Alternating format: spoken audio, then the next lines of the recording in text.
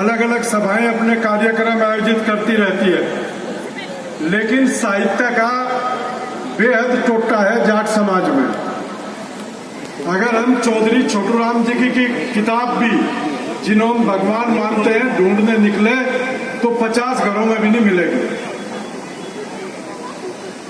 मैं राजा महेंद्र प्रताप का 1957 का भी 4 दिन पहले भाषण आया उनका, जो पार्लियामेंट में था, और उन्होंने कहा कि मैं पहले और द्वितीय विश्व युद्ध दोनों में मौजूद था।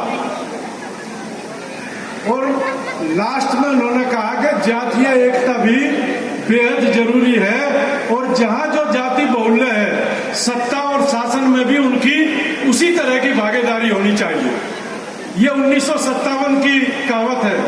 और मैं माननीय केपी मलिक जी, जो उत्तर प्रदेश सरकार में मंत्री है पर्यावरण और जंतु विज्ञान के, वो भी पहुंच गए हैं, उनका भी धन्यवाद करता हूं।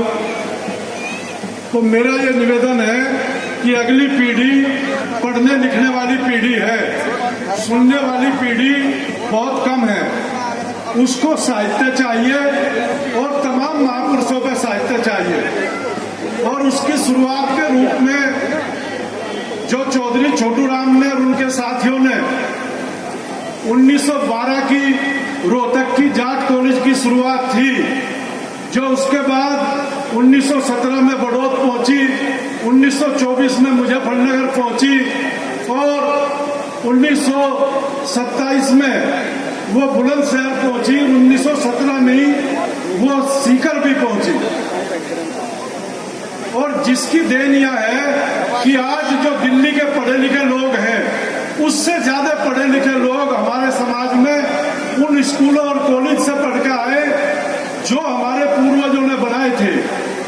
आज जो दिल्ली की टोटल आबादी जाट समाज की रह रही, उससे 10 गुनी आबादी यहाँ पढ़ लिख के वो कॉलेजों में से आए जो 1950 से पहला स्थापना हो चुकी थी।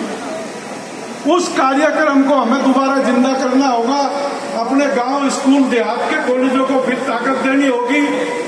और जो एक बहुत बड़ा मुद्दा जाट समाज के सामने खड़ा, अब मेरी जगह मैं अध्यक्ष नहीं हूं जाट आरक्षण संघर्ष समिति का, प्रताप दहिया जी हैं हरियाणा से, मैं कोऑर्डिनेशन का काम कर रहा हूं। और जल्दी एक दिल्ली में उम्मीद है कि अगले महीने में या अगले महीने में एक जाट आरक्षण पे बड़ी रैली का आयोजन किया जाएगा दिल्ली प्रदेश का। उसके बाद उत्तर प्रदेश में एक यात्रा निकलेगी, और तमाम, क्योंकि जहां पे राजनीतिक संकट है, हरियाणा में हम जाते हैं तो सबसे पहले सवाल आता है जाट और गैर जाट हो जाएगा। जाट और गैर जाट 2014 से पहले क्यों नहीं हो पाया? क्या कारण था? क्योंकि सरकार नहीं चाहती थी जाट और गैर जाट करना, अब सरकार चाहती है।